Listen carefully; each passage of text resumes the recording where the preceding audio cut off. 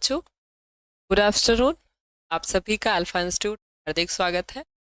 और जैसा कि आप लोग देख रहे हैं और मैंने कल आपको बताया भी था, आज हम लोग पढ़ेंगे नौका विहार।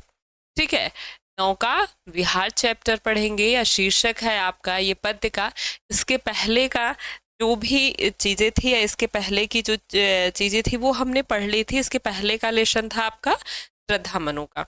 ठीक है, वो हमने कभी का कंप्लीट कर लिया है। अगर आपने उसको पढ़ा है तो उसको आप जाकर पढ़ सकते हैं। श्रद्धा मनु का चैप्टर बहुत ही महत्वपूर्ण है। और आज की जो हमारी क्लास है वो नौका विहार पर है, जो कि सुमित्रा नंदन पंत जी ने लिखा हुआ है। तो ये नौका विहार करने के लिए जाते हैं और वहाँ का जो दृश्य होता है उसके बारे में इन्होंने लिखा है, उसको आज हम लोग देखेंगे। ठीक है, तो राजेंद्र है, अर्श है, साधना यादव है, अनुष्का पाल, यशमीन खातून, प्रिया है, प्रांशी यादव है, पायल पाल है, अर्श खान है, ज्योति प्रजापति है और बहुत सारे लोग आ चुके हैं। सभी को गुड आफ्टरनून। तो आज की जो हमारी क्लास है वो नौका विहार पर होगी। सुमित्रा नंदन पंत जी की 3 चीजें आपकी किताब में दी गई हैं। एक तो नौका विहार पहला खंड दिया गया है, दूसरा दिया गया है परिवर्तन, और तीसरा उन्होंने लिखा है बापू के प्रति। तो आज हम लोग नौका विहार देखेंगे। ये समझने का टॉपिक है आपका, और अगर इसमें आप अर्थ निकालेंगे और अगर आपने ध्यान से नहीं देखा या चीज़ों को अपने दिमाग में ठीक से नहीं बनाया तो आप इसका अर्थ नहीं निकाल पाएंगे, क्योंकि सीधा सीधा इसका अर्थ नहीं है। कुछ चीज़ें यहाँ पर है और कुछ चीज़ें आपको अपने दिमाग में बनानी है, उनको सोचना है, तो उस तरीके से आप इसका अर्थ निकाल पाएंगे। ठीक है, तो चलिए आज की जो हमारी क्लास है नौका विहार पर है। तो पहला पद्यांश जो हमारा दिया गया है ये बहुत महत्वपूर्ण है, आपका पहला और लास्ट वाला, ये दोनों ही बहुत महत्वपूर्ण। तो पहला जो दिया गया है उसको हम पढ़ते हैं। शांत स्निग्ध ज्योत्सना उज्ज्वल अपलक अनंत नीरव भूतल शैकत शैया पर दुग्ध धवल तनवंगी गंगा ग्रीष्म विरल लेटी है शांत क्लांत निश्चल तापस बाला गंगा निर्मल शक्षिमुख से दीपित मृदु करतल लहरे उर पर कोमल कुंतल गोरे अंगों पर सिहर सिहर लहराता तार तरल सुंदर चंचल अंचल सा नीलांबर साड़ी की सिकुड़न सी जिस पर शशि की रेशमी विभा से भर सिमटी है वर्तुल मृदु लहर। ये 3-4 बार आपसे पूछा गया है एग्जाम में, तो इसका हम लोग अर्थ देखेंगे। इसमें लिखा है शांत स्निग्ध ज्योत्सना उज्ज्वल। ज्योत्सना का मतलब होता है चांदनी, प्रकाश या चांदनी, सिर्फ चांदनी। ठीक है, तो शांत स्निग्ध ज्योत्सना उज्ज्वल। स्निग्ध का मतलब होता है शीतल, कह सकते हैं शीतल। शांत तो शांत ही हो जाएगा, उज्ज्वल मतलब आप सफेद समझ लीजिए, या उज्ज्वल प्रकाश। अपलक मतलब बिना पलक झपकाए। अनंत मतलब अनंत आकाश का पर्यायवाची है, अनंत का मतलब होता है आकाश। नीरव का अर्थ होता है सुनसान, भूतल मतलब धरती। शैकत का अर्थ होता है बालू, बालू ठीक है, रेत जिसे आप कहते हैं बालू। सैया, सैया जो जिसपे सोया जाता है, कहे तो बिस्तर। सैया पर दुग्ध दूध हो गया। धवल का मतलब होता है उज्ज्वल या सफेद रंग, कह सकते हैं वाइट। तनवंगी, तनवंगी मतलब बहुत दुबले पतले शरीर वाली, या कृशकाय शरीर कह सकते हैं, या दुबला ही कह लीजिए, दुबली या पतली कह लीजिए, पतली। ग्रीष्म विरल, विरल मतलब बहुत कम। विरल लेटी है शांत, शांत का मतलब होता है थकी हुई। क्लांत मतलब भी होता है थकी हुई। आपने इसके पहले जो पहला चैप्टर आपने देखा था पवन दूती का, उसमें क्लांत दिया गया था, तो उसका मतलब भी होता है थकी हुई, या इसका अर्थ आप निकाल सकते हैं शिथिल से, तो थकी हुई शिथिल। ठीक है, निश्चल। तापस मतलब तपस्वी। बाला मतलब बालिका के रूप में। गंगा निर्मल शशिमुख से दीपित मृदु करतल। ठीक, तो पहले इसका अर्थ देख लेते हैं।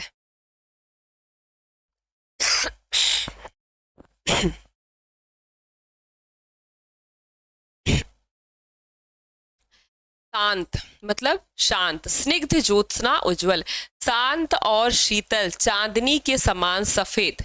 शांत शीतल और चांदनी के समान सफेद अपलक बिना पलक झपकाए अनंत आकाश नीरव भूतल सुनसान धरती को देख रहा है। ठीक है, तो इसमें ये जो सुमित्रा नंदन पंत जी हैं ये नौका विहार करने के लिए जा रहे हैं और ये नदी के किनारे आकर के खड़े हुए हैं। किस समय? चांदनी रात में, रात्रि का समय है और चांदनी का प्रकाश चारों तरफ फैला हुआ है और उस समय ये नौका विहार करने के लिए तत्पर हैं या वहां पर आए हुए हैं।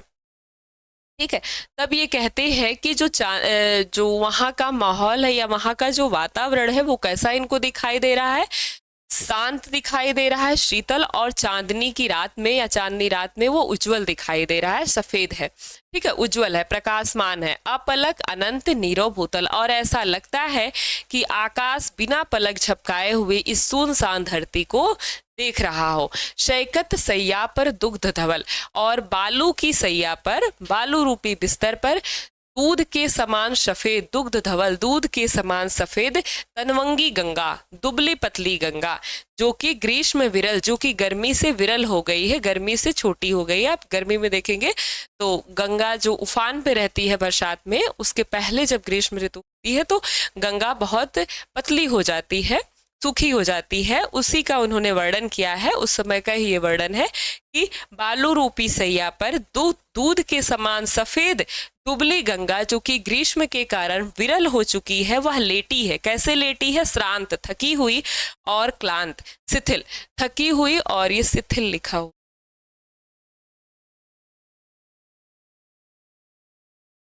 थकी हुई और शिथिल, निश्चल, एकदम बिना हिले डुले हो वह स्थिर एकदम लेटी हुई है। कौन लेटी हुई है? गंगा। तो जैसे इसमें इन्होंने वर्णन किया है ऐसा, जैसे कोई स्त्री बालू रूपी सैया पर कोई सफेद वर्ण की या सफेद रंग की, उज्जवल रंग की स्त्री लेटी हुई होती है, वैसे ही इनको गंगा लेटी हुई दिखाई दे रही है। तापस बाला गंगा निर्मल, वो गंगा कैसी दिखाई दे रही है? जैसे किसी तपस्विनी बालिका के समान, तपस्विनी स्त्री के समान दिखाई दे रही है, जो कि सस्मुख से दीपित मृदु करतल, करतल का मतलब होता है अपनी हथेली, मृदु मतलब मधुर, ठीक है, करतल मतलब होता है हथेली। तो वो गंगा निर्मल, वो निर्मल गंगा कैसी लग रही है? किसी तपस्वी बालिका के समान लग रही है, जो कि चंद्रमुख से, जिसका मुख दीपित हो रहा हो, दीप्तिमान या प्रकाशित हो रहा है, जो कि मृदु करतल, जो अपनी हथेली में अपने ही मुख जैसा या कहे तो चंद्रमुख जैसा या चंद्रमा के जैसा अपने हथेली में प्रकाश लिए हो। मतलब उसकी हथेली फैलाए हुए वो लेटी है और उसकी हथेली इनको ऐसी दिख रही है जैसे कि चंद्रमा धरती पर आ गया हो या चंद्रमा का प्रकाश फैला हुआ हो। ठीक है, तो मृदु करतल का मतलब होता है कोमल हथेली। आगे लिखा है लहरें उर पर कोमल कुंतर, और जो लहरें हैं वो स्त्री ही लेटी हुई है, ऐसा वे मान रहे हैं, ऐसी उनकी इमेजिनेशन है। ठीक है, तो लहरें उर पर, उर का मतलब होता है हृदय, उसके हृदय पर, उस स्त्री के हृदय पर लहरें ऐसी चल रही हैं जैसे कोमल, कुंतल का मतलब होता है बाल। ठीक है, तो कोई लेटा हुआ हो और या केस लिख, उसके हृदय पर लहरें ऐसी लहरा रही हैं, गंगा में लहरें जो चल रही हैं उनको इन्होंने डिफाइन किया है कि जैसे लग रहा हो कि कोई स्त्री लेटी हुई हो और उसके हृदय पर उसके केस, उसके बाल फैले हुए हों। ठीक है, गोरे अंगों पर सिहर सिहर, और ऐसा लगता है कि जैसे उसे कोई छू रहा है और उसके गोरे अंग कांप उठ रहे हैं। लहराता तार तरल सुंदर, तो उसके जो बाल है उसके गोरे अंगों पर कांप रहे हैं, और लहराता तार तरल सुंदर, वो सुंदर रूप से वो लहरा रही है। मतलब कि जो वहां पे लहरें लहरा रही हैं उसका इन्होंने वर्णन किया है कि बहुत सुंदर लहरें लहरा रही हैं। कैसे? तार तरल के समान, चांदनी में जो तार आप देखते हैं ना, जिसपे आप कह सकते हैं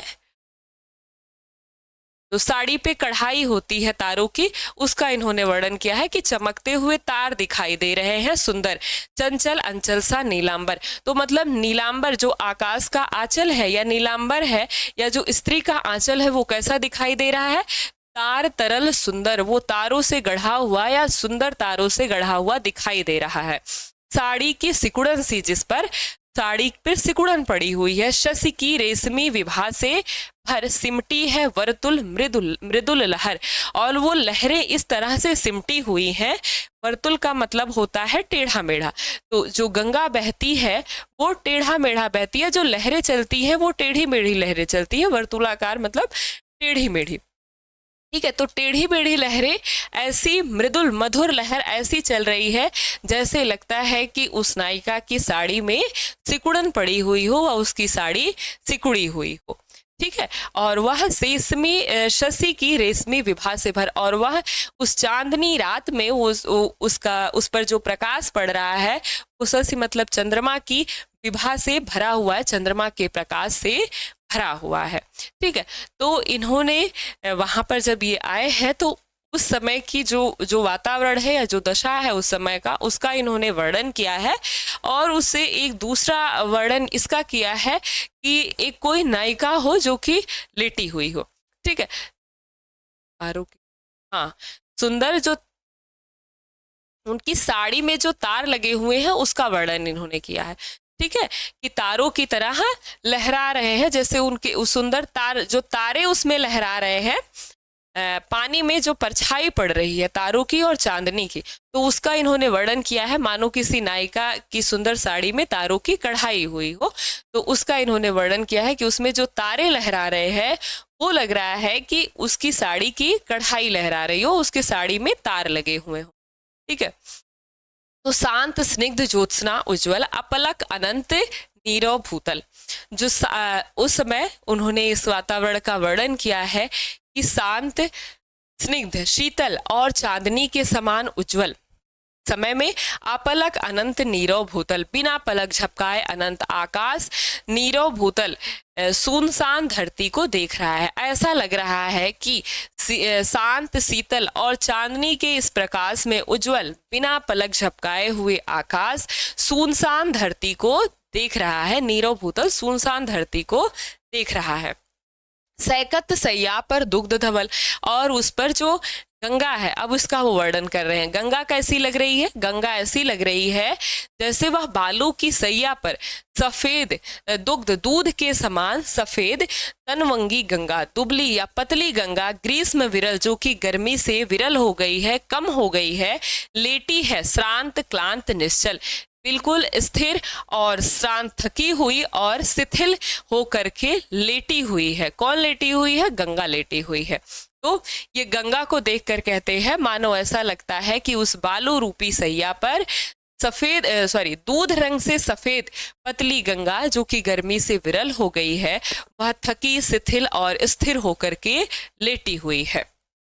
अब वो गंगा कैसी लग रही है? वो गंगा किसी तपस्विनी बालिका के समान लग रही है। तापस बाला गंगा निर्मल, उस तपस्वी बालिका के समान निर्मल गंगा ऐसी लग रही है। शशि मुख से दीपित मृदु करतल, ऐसे लग रहे हैं कि कोई स्त्री लेटी हुई हो, कोई तपस्वी बालिका लेटी हुई है और उसके दोनों मृदुल करतल, दोनों हथेलियों में ऐसा लगता है कि प्रकाश फैला हुआ हो, या ऐसा लगता है कि वो शशिमुख अपनी हथेलियों में ली हुई हो, मतलब चंद्रमा का मुख अपनी हथेलियों में लिए हुए हो।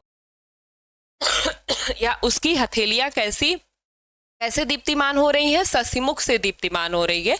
उसकी हथेलियां जो है वो शशिमुख के प्रकाश फैली हुई हैं उसकी हथेली, मतलब वो लेटी हुई है, ऐसा लगता है कि वो अपनी हथेलियों में चंद्रमा को लिए हुए है। ठीक है। लहरें उर पर कोमल कुंतल, और उसके हृदय पर जो लहरें उठ रही हैं वो जैसे लगता है कि उसके कोमल बाल हो या कोमल केस लहरा रहे हों। गोरे अंगों पर सिहर सिहर लहराता तार, तरल सुंदर चंचल अंचल सा नीलांबर, और जो उसमें तारों की परछाई पड़ रही है, तारों की परछाई पड़ रही है उस पे, तो कह रहे हैं कि गोरे अंगों पर सिहर सिहर, ऐसा लगता है कि उसके गोरे अंगों को कोई छू रहा हो और वो सिहर जा रही हो, कांप जा रही हो। और लहराता तार तरल सुंदर, उस पे तारों का प्रकाश सुंदर लहरा रहा है। चंचल अंचल सा नीलांबर, ऐसा लगता है कि उसका जो आंचल है वह आकाश के समान चंचल है। साड़ी की सिकुड़न सी, जिस पर साड़ी की सिकुड़न परी हुई है। शशि की रेशमी विभा से भर, जो कि शशि चंद्रमा के रेशमी प्रकाश से भरा हुआ है, सिमटी है वर्तुल मृदुल लहर, जो कि टेढ़ी मेढ़ी होकर के वो लहरें सिमटी हुई हो। तो जैसे लगता है कि कोई नायिका सोई। दो वर्णन है यहाँ पर, एक वर्णन है इसका नदी का वर्णन है, और दूसरा इन्होंने उत्प्रेक्षालंकार में माना हुआ है कि कोई स्त्री सोई हुई हो या कोई तपस्विनी बालिका सोई हुई हो, जिसके हाथों में, मतलब उसके हाथ इतने गोरे हैं कि ऐसा लगता है कि वह चंद्रमुख को लिए हुए है, चंद्रमा को साक्षात अपनी हथेली पर लिए हुए है। और जो वहां पर लहरें उठ रही हैं उनको उन्होंने नायिका के बालों से उसकी तुलना की है, कि ऐसे लगता है कि नायिका के वक्षस्थल पर बाल लहरा रहे हों। और जब तारों का जो परछाई पड़ रही है, तारों की जो परछाई पड़ रही है गंगा में, उसका वर्णन उन्होंने किया कि मानो लगता है कि नायिका के गोरे अंगों को कोई छू रहा हो और वह सिहर जा रही है, उससे उसके वस्त्रों में जो तार लगे हुए हैं वो लहराने लग रहे हैं, वो इधर उधर होने लग रहे हैं, और इसकी वजह से उसकी साड़ी में सिकुड़न आ गई है, जो कि दिखाई दे रहा है कि वह टेढ़ी मेढ़ी हो गई है। लेकिन यहाँ पर टेढ़ी मेढ़ी कौन है? गंगा टेढ़ी मेढ़ी है, जो कि शशि के प्रकाश से प्रकाशित हो रही है, चंद्रमा के प्रकाश से प्रकाशित हो रही है। तो गंगा, इन्होंने लिखा कि साड़ी की सिकुड़न से जिस पर, तो उस नायिका की साड़ी की सिकुड़न ऐसी लग रही है, या फिर शशि की रेशमी विभा से भर सिमटी है वर्तुल मृदुल लहर। कह रहे कि चंद्रमा के रेशमी प्रकाश से भर करके जो टेढ़ी मेढ़ी लहर सिमटी हुई है, ऐसा लगता है कि उस तपस्विनी बालिका की साड़ी सिकुड़ी हुई हो। ठीक है, साड़ी इधर उधर सिकुड़ी हुई हो।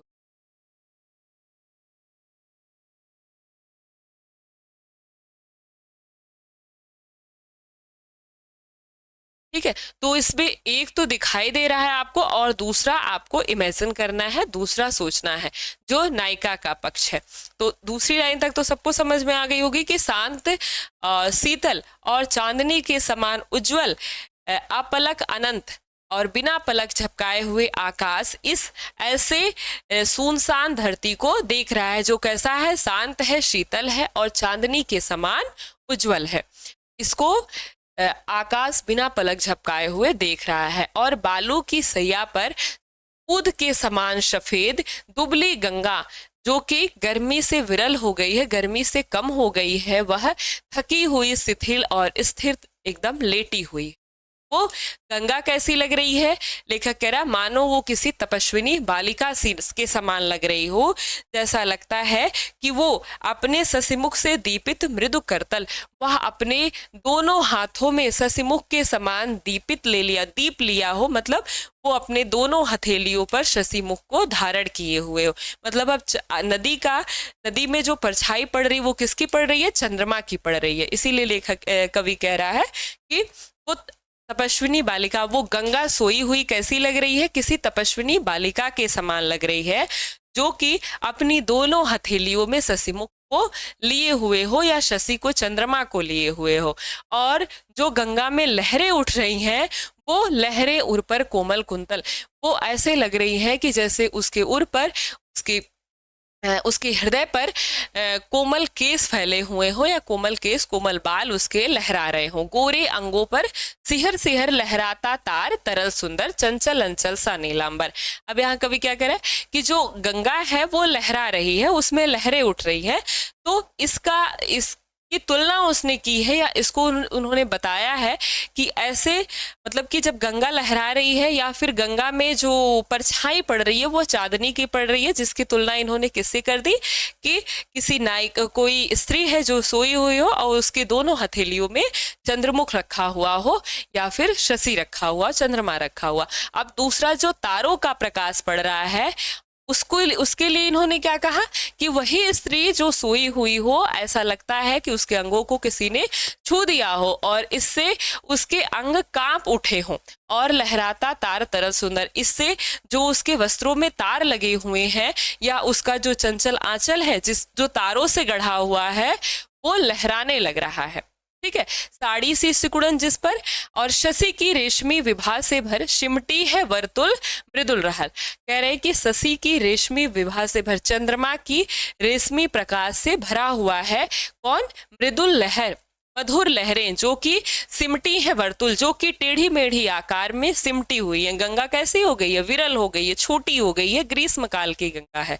तो कह रहे हैं कि शशि की रेशमी विभा से भर, चंद्रमा के रेशमी प्रकाश से भरी हुई यह मधुर लहरें जो कि टेढ़ी मेढ़ी आकार में सिमटी हुई है, ये कैसी लग रही हैं? ये लग रही हैं कि उस नायिका की साड़ी जैसे सिकुड़ गई हो। ठीक है, वैसी ही ये लहरें भी लग रही है। ठीक, तो बिल्कुल इसी तरीके से आपको लिख देना है। अब तो समझ में आ गया होगा कि शांत स्निग्ध ज्योत्सना उज्ज्वल, सात्न स्निग्ध और चांदनी के समान उज्ज्वल, बिना पलक झपकाए हुए अनंत आकाश सुनसान धरती को देख रहा है, और बालू की सैया पर दूध के समान सफेद दुबली गंगा जो कि गर्मी से विरल हो गई है, कम हो गई है, वह शांत और शीतल, शांत शिथिल और निश्चल, एकदम स्थिर लेटी हुई दिखाई देती है। ये गंगा, ये निर्मल गंगा कैसी दिखाई दे रही है? तपस्विनी बाला के समान।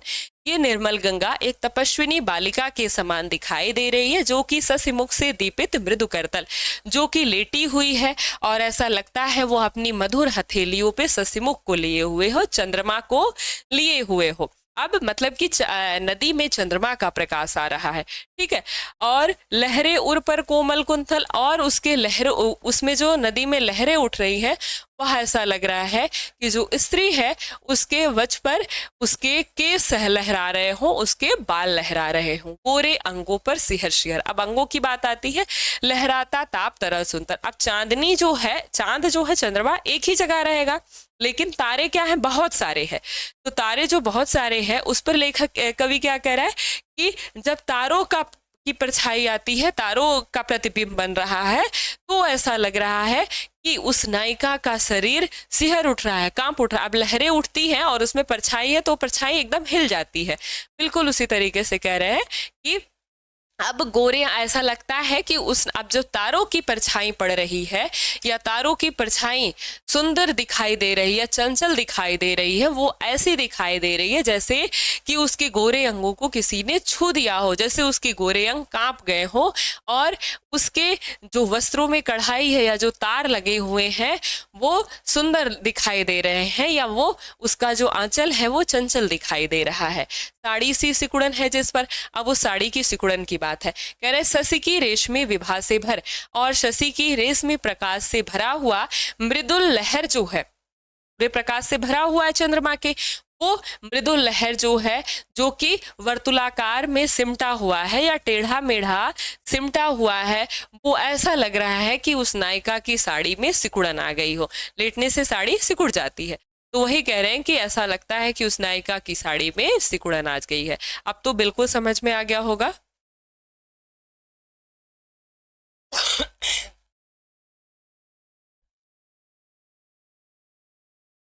समझ में आ गया? एक यही आपका टफ भी है सबसे ज्यादा, इसके बाद आपको अच्छा मिलेगा, ठीक है, इतना टफ नहीं मिलेगा।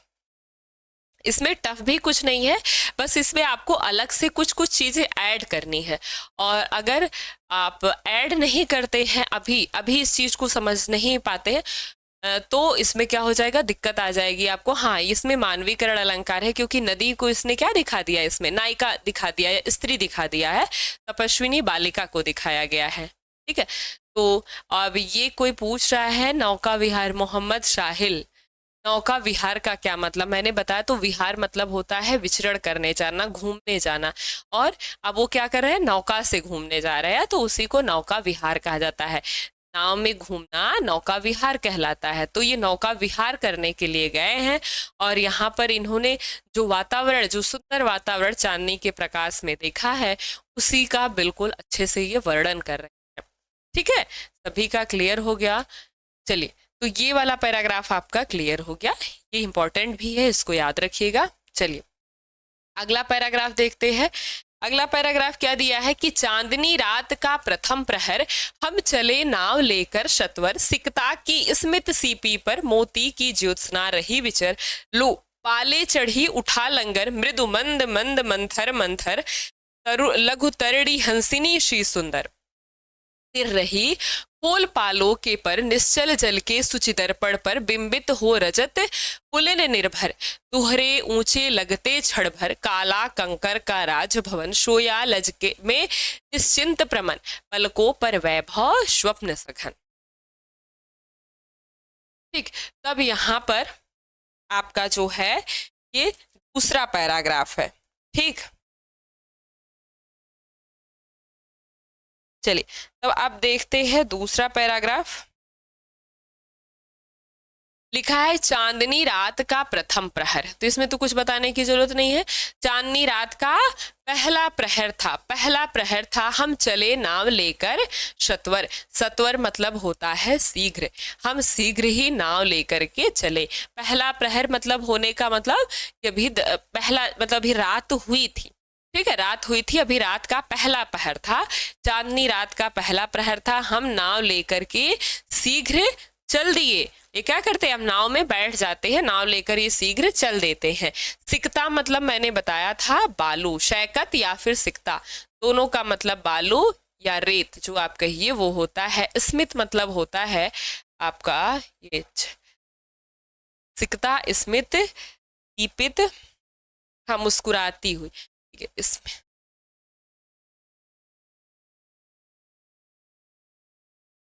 स्मित मतलब क्या होता है, मुस्कुराती हुई। सीपी मतलब सीपी, मोती की ज्योत्सना मतलब चांदनी रही विचर, पाले चढ़ी उठा लंगर।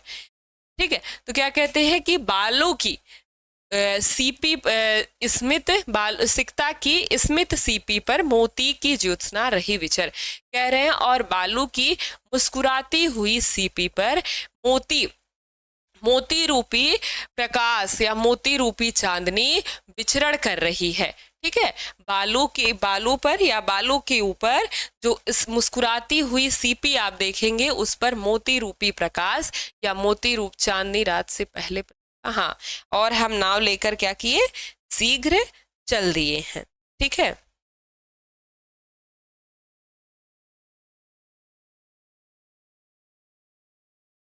ठीक, तो लो हमने पाले उठा ली। पाले मतलब होता है ये जो लगा है इसमें, ये ये जो लगा है, ये जो कपड़े लगे हैं ना, इसको पाल कहा जाता है।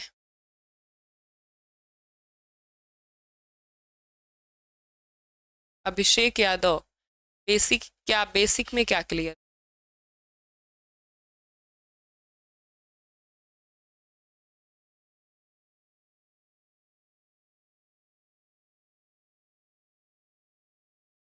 ठीक है, उठा लंगर, और हमने लंगर उठा लिया। मृदु मंद मंद, मधुर मंद मंद, मंथर मंथर, धीमा धीमा, लघु मतलब छोटा, तरड़ी मतलब होता है नाव, छोटी नाव, कैसी, हंसिनी सी सुंदर, हंसनी के समान सुंदर दिख रही। ठीक, कह रहे चांदनी रात का पहला पहर था, हम चले नाव लेकर सत्वर, हम शीघ्र ही नाव लेकर के निकल पड़ते हैं। सिकता की स्मित सीपी पर मोती की ज्योत्सना रही विचर, बालू के ऊपर या बालू पर जो मुस्कुराते, जो आप नदी में सीपी देखते हैं तो लेखक उसी का वर्णन कर रहे हैं। बालू रूपी या बालू की जो मुस्कुराती हुई सीपियां हैं उस पर मोती की ज्योत्सना रही विचर, चांदनी रूपी मोती विचरण कर रही है।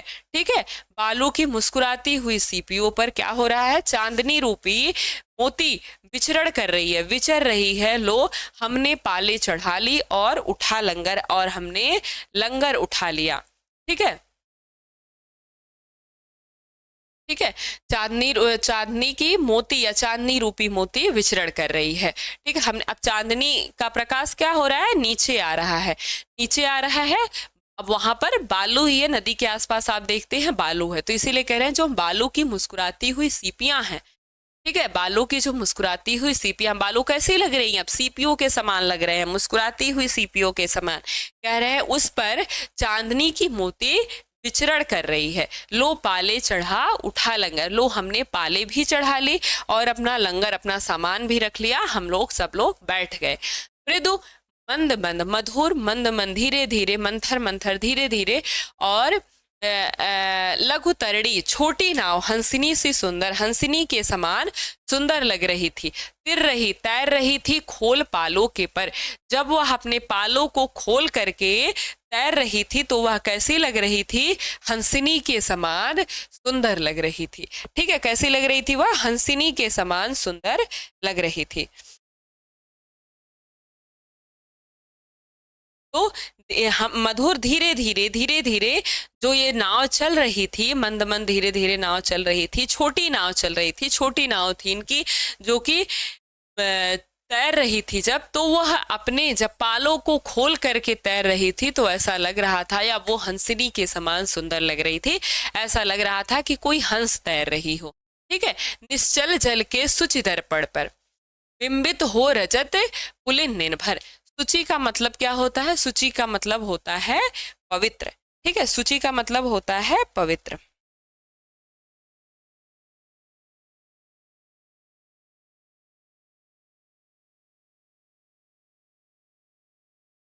पवित्र।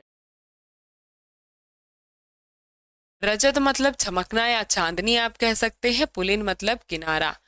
ठीक है, या चमकता हुआ किनारा कह लीजिए।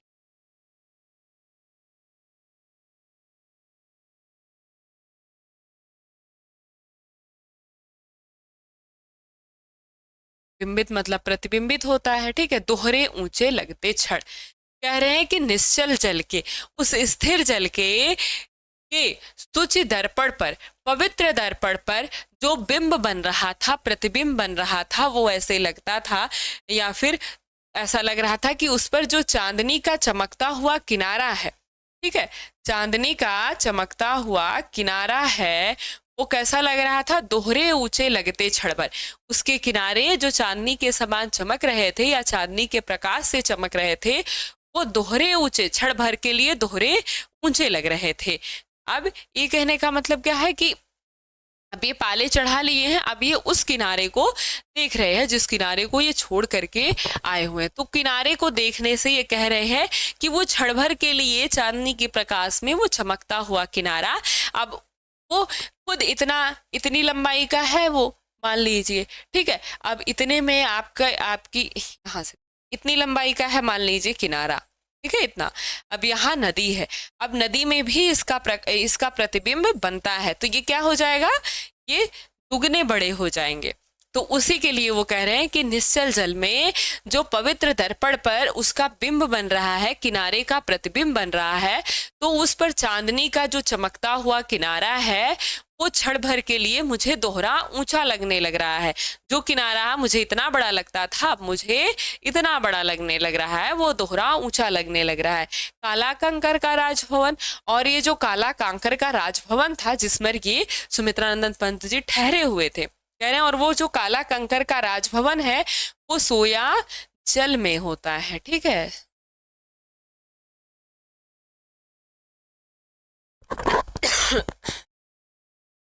नीलज, तो वो कैसा लग रहा है कि सोया लज में निश्चिंत प्रमन, शांत पलकों पर वैभव स्वप्न सघन। प्रमन का मतलब होता है शांत।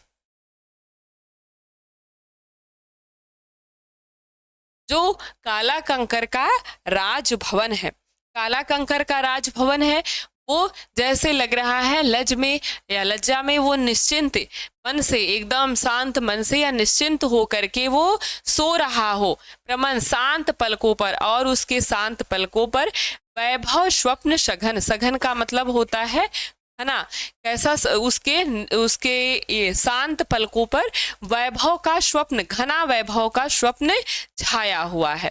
ठीक है, तो कह रहे हैं कि काला कंकर के राजभवन को देखकर मुझे ऐसा लग रहा है जैसे वो निश्चिंत होकर के सो रहा हो, या उसका जो प्रतिबिंब बन रहा है नदी में, तो वो जैसे निश्चिंत होकर के सो रहा हो और उसकी शांत पलकों पर घने वैभव का स्वप्न छाया हुआ हो, या वो घना वैभव का स्वप्न देख रहा हो। ठीक है, एक बार पूछा हुआ है आपका, तो चांदनी रात का प्रथम पहर, चांदनी रात का पहला प्रहर था, और हम चले नाव लेकर सत्वर, हम शीघ्र ही नाव लेकर के चलने लगते हैं। सिकता की स्मित सीपी पर मोती की ज्योत्सना रही विचर। और सिकता का अर्थ होता है बालू, और बालू की जो मुस्कुराती हुई सीपियां हैं या बालू रूपी जो मुस्कुराती हुई सीपियां हैं, उस पर मोती की ज्योत्सना रही विचर, उस पर चांदनी की या चांदनी रूपी जो मोतियां हैं वो विचरण कर रही हैं। ऐसा लगता है कि बालू की मुस्कुराती हुई सीपियों पर चांदनी रूपी मोती विचरण कर रही हूँ। लो पाले चढ़ी उठा लंगर, लो हमने पाले चढ़ा ली और हमने अपना लंगर भी उठा लिया। मृदु मंद मंद मंथर मंथर लघुतरड़ी हंसिनी श्री सुंदर तिर रही खोल पालों के पर।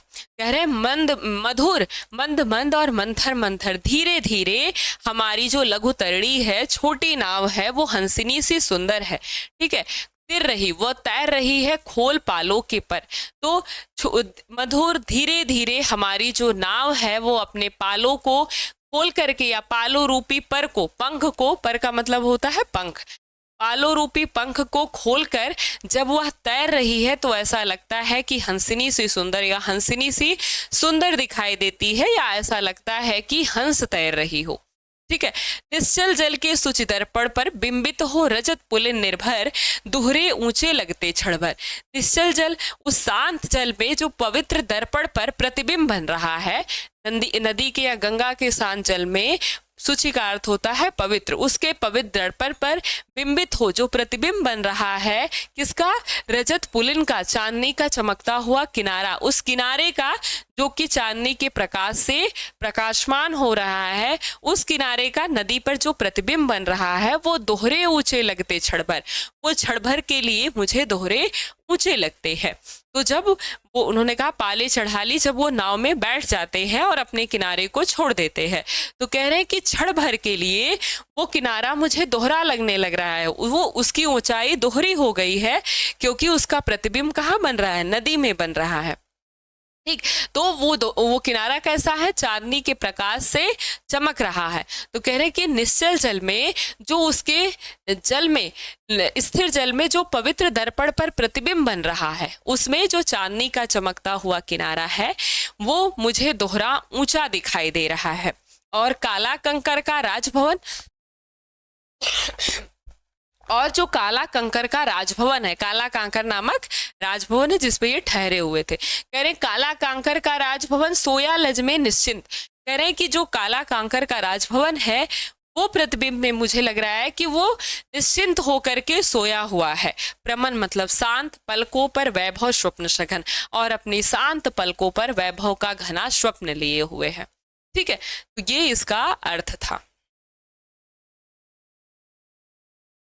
समझ में आ गया? ठीक, तो जो काला कांकर का राजभवन था वो निश्चिंत होकर के सोया हुआ दिखाई दे रहा था। ऐसा लग रहा था कि उसके शांत पलकों पर वैभव का घना स्वप्न छाया हुआ है।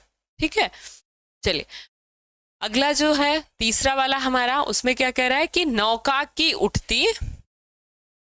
की उठती जल हिलोर, हिल पड़ते नभ के ओर छोर, विस्फारित नैनों से निश्चल कुछ खोज रहे जल चल तारक दल, ज्योतित कर नभ का अंतःस्थल, जिनके लघुदीपों पर चंचल अंचल की ओट किए अविरल, फिरती लहरें लुक छिप पल पल, सामने शुक्र की छवि झलमल, पैरती परी सी जल में कल, रूप हरे कचों में हो ओझल, लहरों के घूंघट में झुक झुक, दशमी का सस निज तिर्यक मुख, दिखलाता मुग्धा सा रुक रुक। ठीक है, तब अब देखते हैं इसका अर्थ।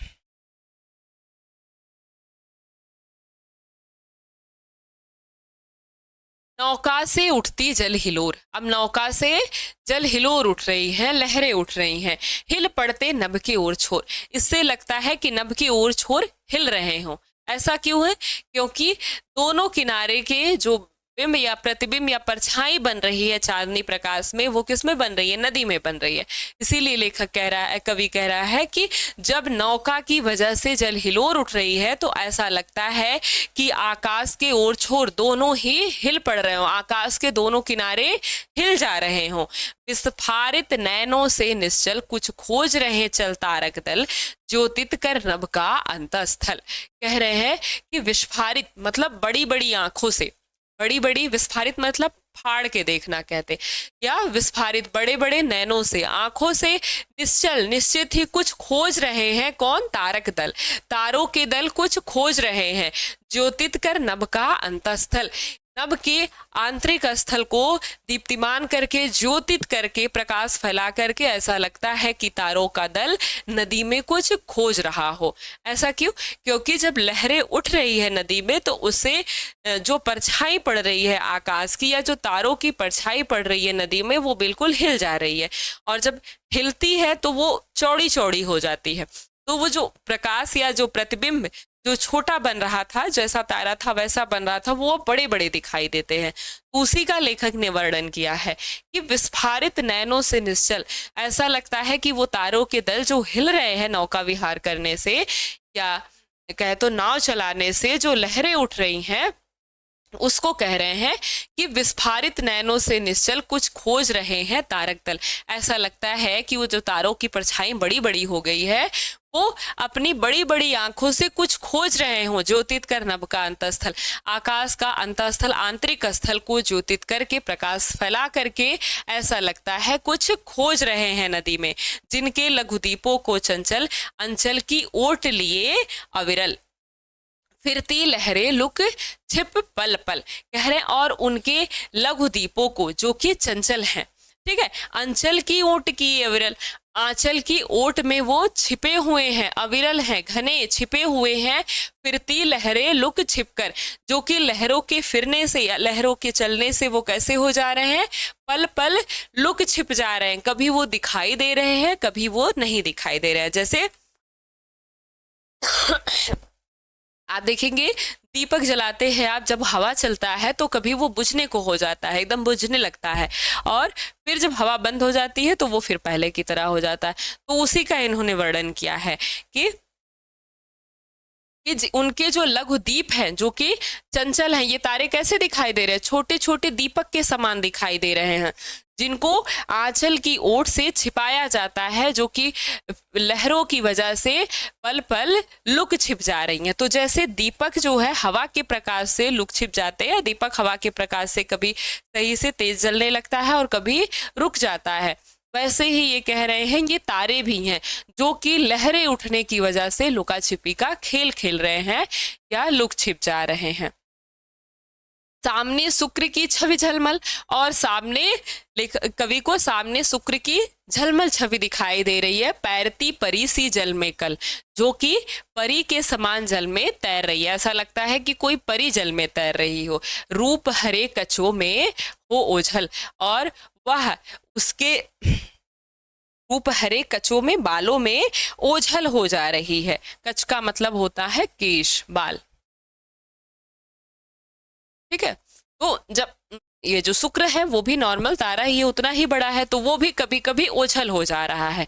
तो कह रहे हैं कि ऐसा लगता है कि कोई परी तैर रही हो, जो कि अपने रूप हरे बालों से कभी कभी ओझल हो जा रही हो, कभी कभी उसके बाल ही दिखाई दे रहे हो, उसका शरीर दिखाई नहीं दे रहा हो।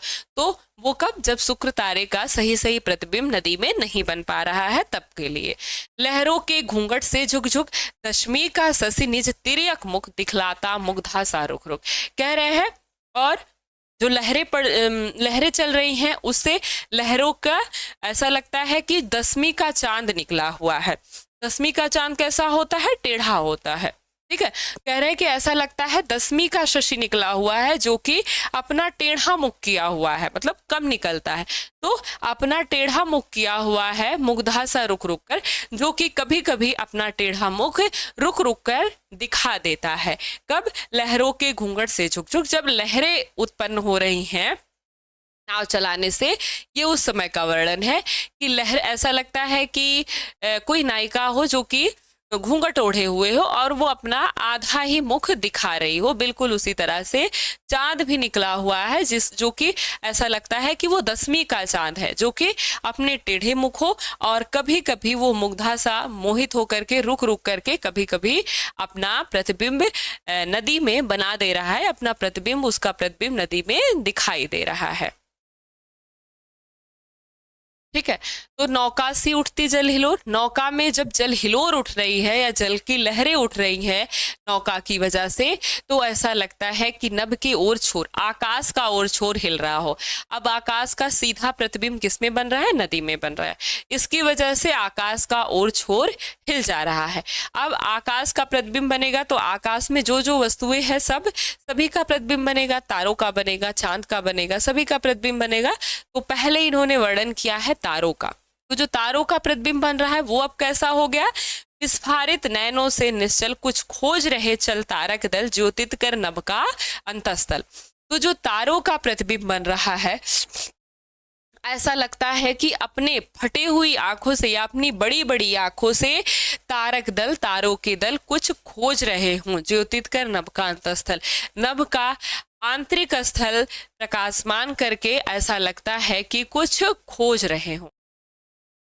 जिनके लघु दीपों को चंचल, और वे ऐसे लगते हैं कि कोई चंचल लघु दीपक हो।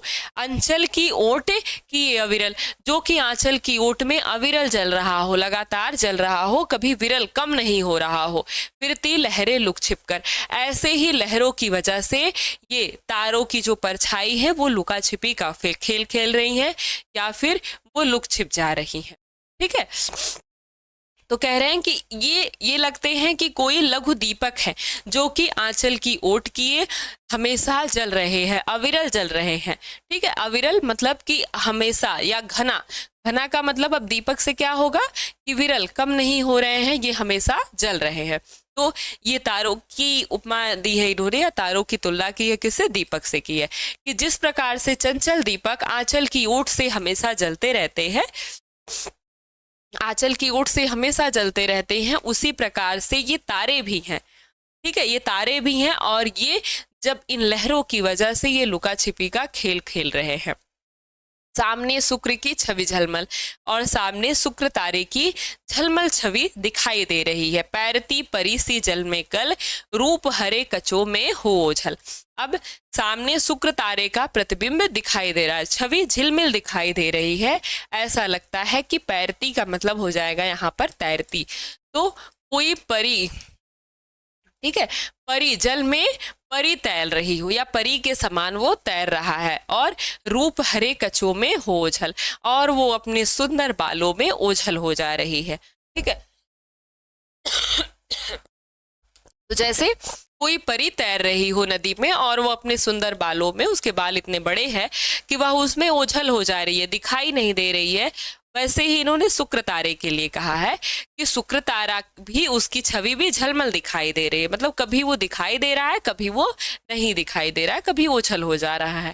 ठीक है। और लहरों के घूंघट में झुक झुक, और लहरों के घूंघट में या लहरों रूपी घूंघट में झुक झुक कर, दसवीं का सस निज तिर्यक मुख, दसवीं का चंद्रमा अपना तिर्यक मुख किए हुए, अपना टेढ़ा मुख किए हुए दिखलाता मुग्धा सा रुक रुक, कभी रुक रुक कर दिखला जाता है। ठीक है। कह रहे हैं और लहरों रूपी घूंघट में, जैसे घूंघट में कोई स्त्री अपना आधा मुख दिखाती है, वैसे ही कह रहे हैं चंद्रमा भी है, ये 10वीं का चांद है जो कि अपना टेढ़ा मुख किए हुए है, मतलब अपना आधा मुख ही दिखा रहा है, वो भी रुक रुक कर। मतलब लहरों में कभी उसका वो जो आधा मुख है वो दिखाई नहीं दे रहा है और कभी दिखाई दे रहा है। तो लहरों के घूंघट से झुक झुक, लहरों रूपी घूंघट में झुक झुक करके 10वीं का जो चांद है वो अपना टेढ़ा मुख किए हुए कभी कभी दिखलाई दे जा रहा है या रुक रुक करके दिखलाई दे रहा है। ठीक है। तो ये था आपका तीसरा पैराग्राफ। समझ में आ गया?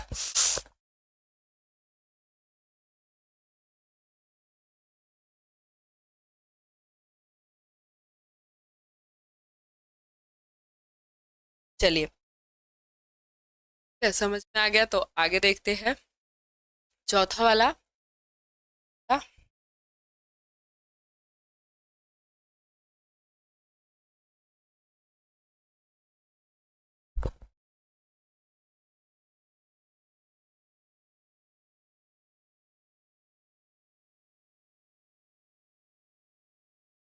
लिखा है जब पहुंची चपला बीच धार, छिप गया चांदनी का कगार, दो बाहों से दूरस्थ तीर, धारा का कृष कोमल शरीर, आलिंगन करने को अधीर, अति दूर क्षितिज पर विटप माल, लगती भ्रू रेखा सी अराल, अपलक नभ नील नयन विशाल। माँ के उर का शिशुषा, माँ के उर पर शिशुषा, समीप सोया धारा का एक द्वीप, उर्मिल प्रवाह को कर प्रतीप। वह कौन विहग क्या विकल को, तार हर ने निज विरह शोक, छाया की कोकी काव्यलोक। ये आपका एक बार पूछा हुआ है, इस पे लिखा है कि जब पहुंची चपला बीच धार, जब चपला मतलब कि नाव जब बीच धार में पहुंचती है, जब मध्य में पहुंच जाती है, नदी के बीच में पहुंचती है, छिप गया चांदनी का कगार, तो चांदनी का जो प्रकाश है वो छिप जाता है। ठीक है, दो बाहों से दूरस्थ तीर, और दो बाहें से दूरस्थ, दूर जब तीर है जो किनारा है, धारा का कृष्ण कोमल शरीर, और धारा का पतला जो कोमल शरीर है, किसका, नदी का कोमल शरीर है, आलिंगन करने को अधीर, उसे गले लगाने के लिए अधीर हो रहा है। किसको, इस नदी के या कोमल शरीर को, ये पतले कोमल शरीर को। तो लेखक कह रहे कि जब मैं बीच में पहुंच रहा हूं, नाव लेकर के बीच में पहुंच रहा हूं, तो जो किनारा है, आगे जो मुझे किनारा दिखाई दे रहा है, वो लगता है कि अपनी दोनों बाहें फैला करके हमें गले लगाने के लिए या इस नदी को गले लगाने के लिए अधीर हो रहा हो। अति दूर, बहुत दूर, क्षितिज पर विटप माल, क्षितिज मतलब होता है जहां पर आकाश और धरती हमें मिलता हुआ दिखाई दे, उस स्थान को क्षितिज कहा जाता है।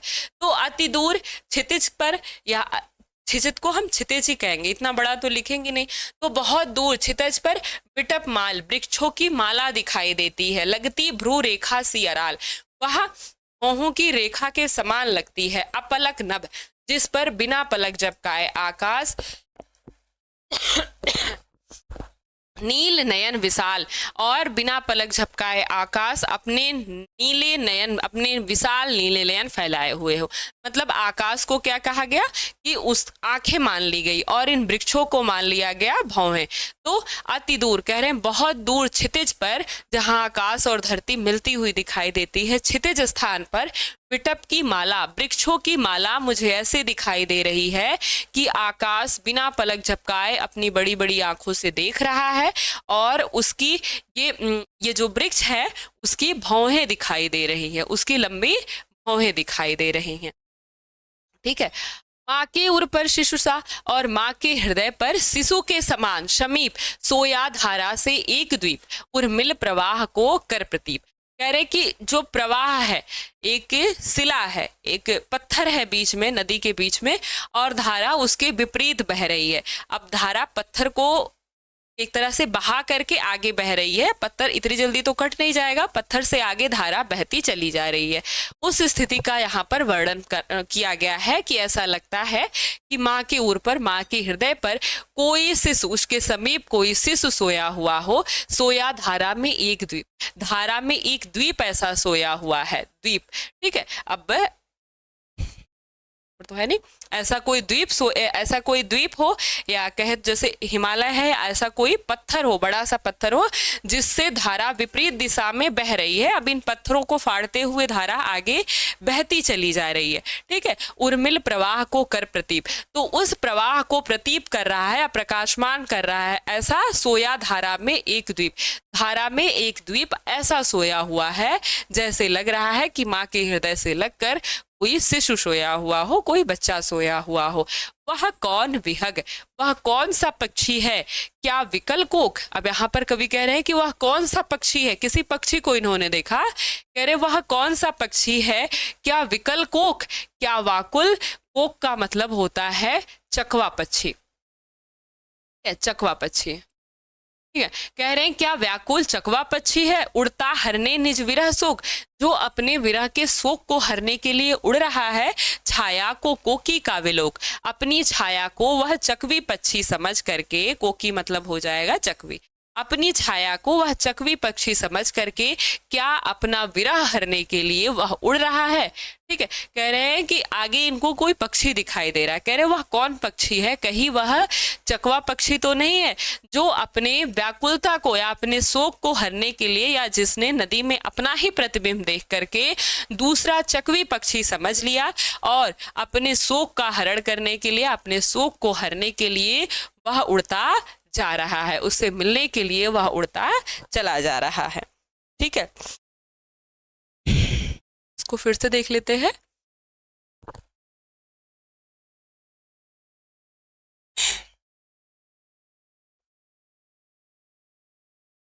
जब पहुंची चपला बीच धार, जब चपला नाव बीच धार में पहुंच जाती है तो छिप गया चांदनी का कगार, चांदनी का प्रकाश छिप जाता है और जब बीच में पहुंचती है तो नाव धीरे धीरे चलने लगती है। कह रहे हैं कि बीच में पहुंचने पर उन्हें दिखाई देता है दो बाहों से दूरस्थ तीर धारा का कृष्ण कोमल शरीर आलिंगन करने को अधीर। दोनों बाहें फैलाकर, जो किनारा है ऐसा लगता है कि दोनों बाहें फैलाकर कोई किसी का इंतजार कर रहा हो या किसी से गले लगने के लिए तत्पर हो। कह रहे हैं कि किनारा मुझे ऐसा दिखाई दे रहा है कि दूर दो बाहें फैलाए हुए कृष्ण कोमल शरीर, पतले शरीर को आलिंगन करने को अधीर। इस पतले कोमल शरीर को मतलब नदी को आलिंगन करने के लिए, गले मिलने के लिए अधीर हो रहा हो। अति दूर, बहुत दूर, क्षितिज पर विटप माल, बहुत दूर क्षितिज पर विटप माल, वृक्षों की माला लगती ऐसी लग रही है, भ्रू रेखा सी अलाल, वृक्षों की माला भौहों की रेखा के समान लग रही है, अपलक नभ। और आकाश कैसा लग रहा है, नील नयन विशाल, और आकाश नीला नयन या आंखों या विशाल आंखें लग रहा है। अब आकाश इनको विशाल आंखें लग रहा है और उन आंखें की भौहें लग रही हैं जो क्षितिज पर विटप माला है या क्षितिज पर वृक्षों की जो माला लगी है, उसको लेखक ने कहा कि किसी की भौहें दिखाई दे रही है। और माँ के उर्स पर शिशुषा समीप सोया धारा सा एक द्वीप, उर्मिल प्रवाह को कर प्रतीप। और कह रहे हैं कि उर्मिल प्रवाह को प्रतीप करते हुए, प्रकाशमान करते हुए एक द्वीप सोया हुआ है, एक द्वीप धारा में सोया हुआ है और धारा विपरीत बह रही है। ऐसा लगता है कि माँ के हृदय से लगकर कोई शिशु सोया हुआ हो।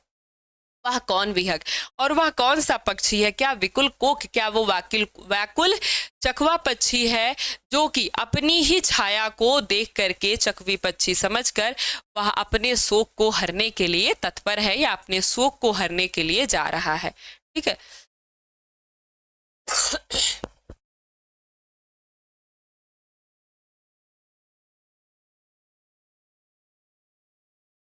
अगला है पतवार घुमा। कह रहे पतवार घुमा अब प्रतन उभार, नौका घूमी विपरीत धार, डांडों के चल करतल प्रसार, भर भर मुक्ताफल फे निष्फार, बिखराती जल में तारहार, चांदी के सांपों से रसमल, नाचती रश्मियां जल में चल, रेखाओं सी खिंच सरल सरल, लहरों की लतिकाओं में खिल, सौ सौ शशि सौ सौ उड़ झिलमिल, फैले फूले जल में फेनिल, अब उथला सरिता का प्रवाह, लग्गी से ले सहज था, हम बढ़े घाट को स उत्साह। ठीक है, तो अब यहाँ पर लेखक कह रहे हैं कि पतवार घुमा अब प्रतनु भार, प्रतनु मतलब होता है हल्का। कह रहे हैं पतवार घूम गई। ठीक है, अब प्रतनु भार, अब भार जो है नाव का वो हल्का हो गया है, नौका घूमी विपरीत धार। अब नौका दूसरी तरफ घूम चुकी है, धारा के विपरीत घूम चुकी है। डांडों के चल करतल प्रसार, और डांडों के चल करतल प्रसार, भर भर मुक्ताफल फे निस्फार, बिखराती जल में तारहार। कह रहे हैं डांडों के मतलब वो जो पतवार होती है, डंडा होता है जिससे नाव खींची जाती है। कह रहे हैं कि और डांडों के, पतवार के प्रसार से, फैलाव से, भर भर मुक्ताफल फे निस्फार, भर भर करके मोतियों के फल, फेन के रूप में जो झाग निकलता है उसको इन्होंने क्या बताया, मोती के फल, जो झाग निकल रही है पतवार से या फिर डंडे मारने से, वो ऐसा लगता है कि मोतियों के फल हो। और बिखराती जल में तारहार, ऐसा लगता है कि जल में तारों की हार बिखेरी गई हो या हार रूपी मोती छिटक दी गई हो, बिखेर दी गई हो। चांदनी के सांपों सी रसमल, नाचती रश्मियां जल में चल। और जो रश्मियां हैं, जो प्रकाश है चांदनी का, ऐसा लगता है कि चांदी के सांप नाच रहे हों। रेखाओं से खिंच तरल सरल, जो रेखाएं खिंच रही हैं किसकी, रश्मियों के जल की, या रश्मियों में या जो चांदनी का प्रकाश है उसकी जो सीधी रेखाएं जल में खिंच रही है या सरल रेखाएं जल में खिंच रही हैं, ऐसा लगता है कि चांदी का सांप नाच रहा हो या चांदी का सांप नदी में विचरण कर रहा हो। लहरों की लतिकाओं में खिलखिल, और लहरों रूपी ऐसा जो लतिकाएं हैं, जो लताएं होती है, उसको इन्होंने क्या बताया है, लहर बताया। लहरों को किससे तुलना की है, लतिकाओं से। सौ सौ ससी, सौ सौ उडू झिलमिल।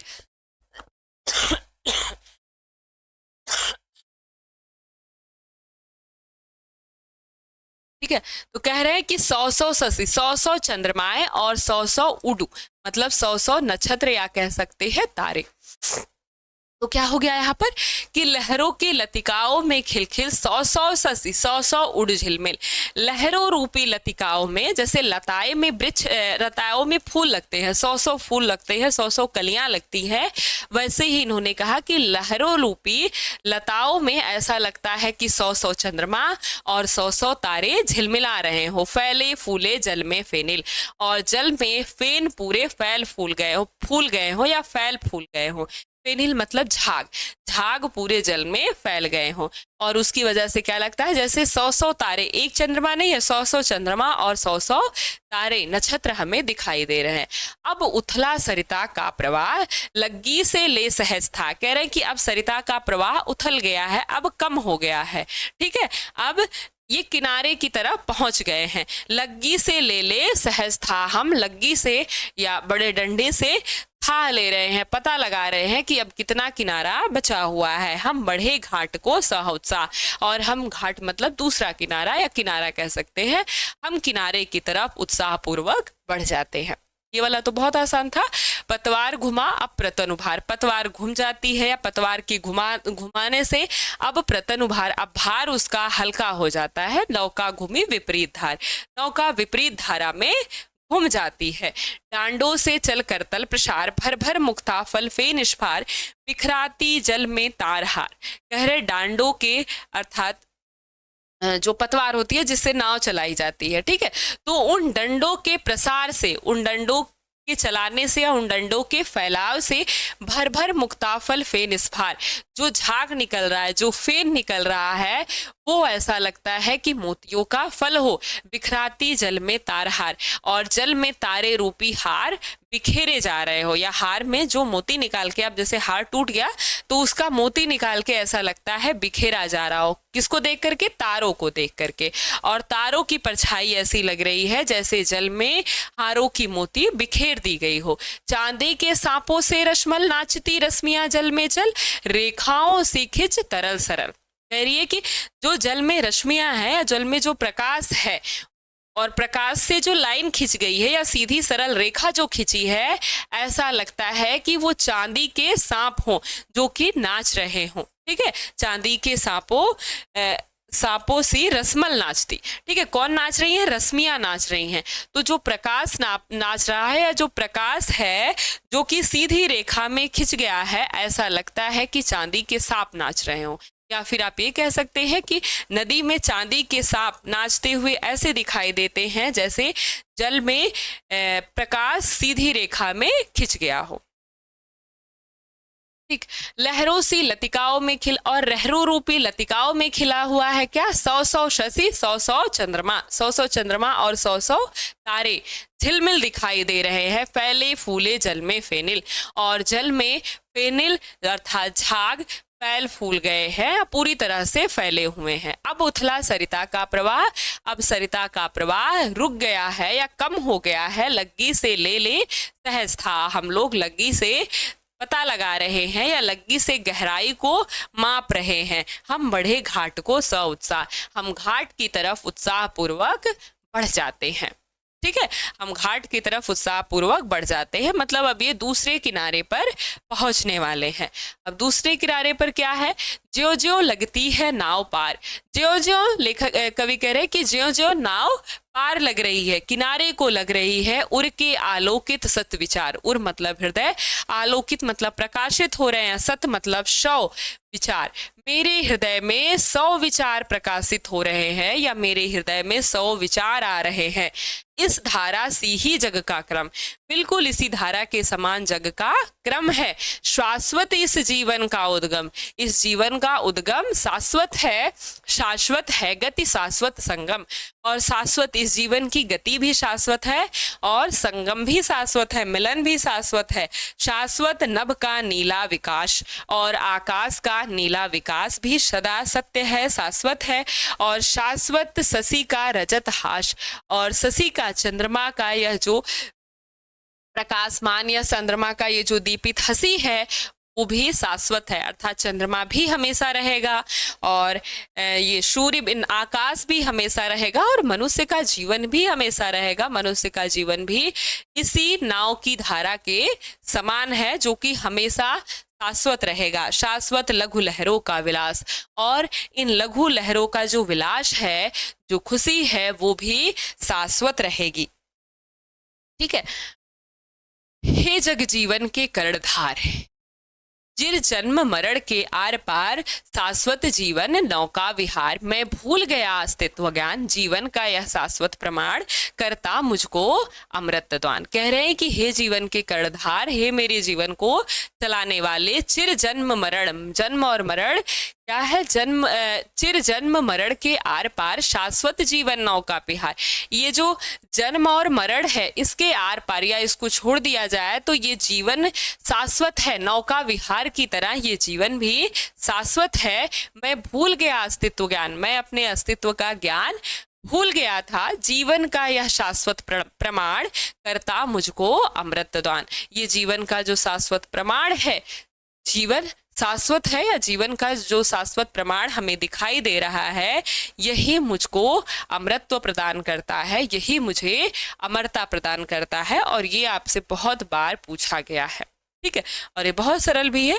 तो इसमें ये क्या करें कि जिस तरह से नौका विहार है या जिस तरह से नौका विहार का क्रम चलता रहता है, एक किनारे से हम दूसरे किनारे पर पहुंच जाते हैं, वैसे ही बिल्कुल मनुष्य का जीवन भी है। वो जन्म लेता है और फिर मर जाता है। और मनुष्य के जिस तरह से आकाश शाश्वत है, हमेशा आकाश रहेगा, हमेशा चंद्रमा रहेगा, हमेशा ये लहरें रहेंगी, उसी प्रकार से मनुष्य का जीवन भी है, मानव भी है।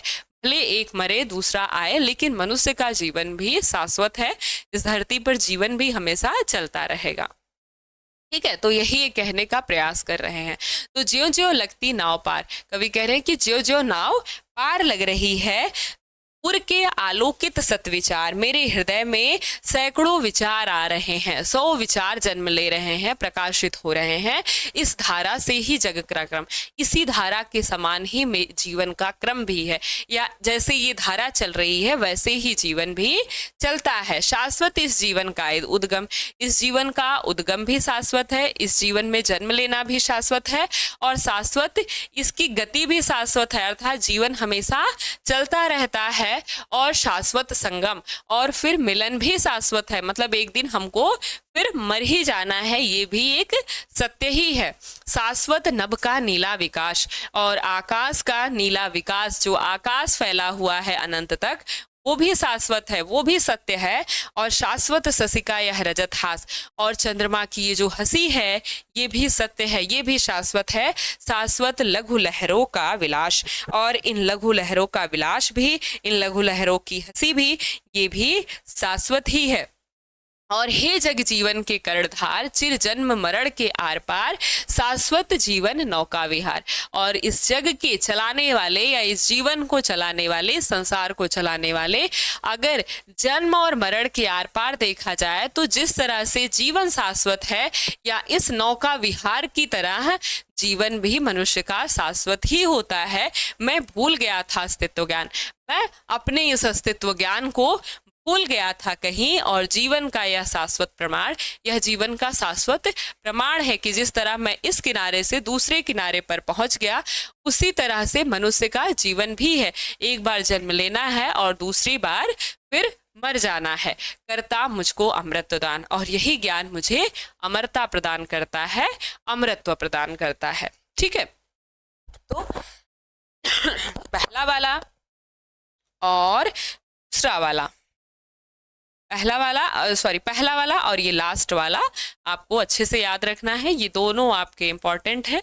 तो इस तरह से हमारा जो नौका विहार का चैप्टर है ये समाप्त हो जाता है, और काफ़ी हो गया, और आज की आपकी क्लास यहीं पर समाप्त हो जाएगी। अब हम कल देखेंगे, कल हमारा है परिवर्तन। ठीक है, तो इसको एक बार दो बार आप लोग अच्छे से पढ़ लीजिएगा, तभी ये दोबारा से, नहीं तो आपको यहीं फिर भूल जाएगा। एक दो बार आप पढ़ लेंगे तो वो हमेशा के लिए आपको याद हो जाएगा। ठीक है, तो आज की आपकी क्लास यहीं पर समाप्त होती है, और कल 2 बजे हम देखेंगे परिवर्तन चैप्टर, जो कि इन्हीं का लिखा हुआ है। और इस तरह से आज हमने देखा कि किस तरह से जन्म और मृत्यु शाश्वत है, इसी तरह से कल परिवर्तन का भी है कि किस तरह जीवन में हमेशा, या जो संसार है वो हमेशा परिवर्तित होता रहता है। ठीक है, तो चलिए आज की क्लास के लिए थैंक यू। हम फिर मिलेंगे अपनी अगली क्लास में, तब तक के लिए आप सभी को थैंक यू मच।